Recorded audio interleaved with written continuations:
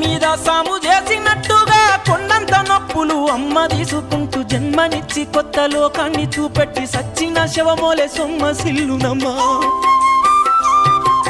అమ్మంటే ఎంత గొప్పదో బ్రహ్మకైనా వర్ణించవశమౌనా. ఎన్ని జన్మలున్న కౌలు కలములు అమ్మ ప్రేమను రాసిన తరుగునా.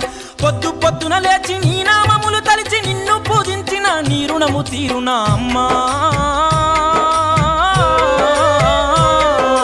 కమ్మనైనా అమ్మ పాట వింటే ఎంత మధుర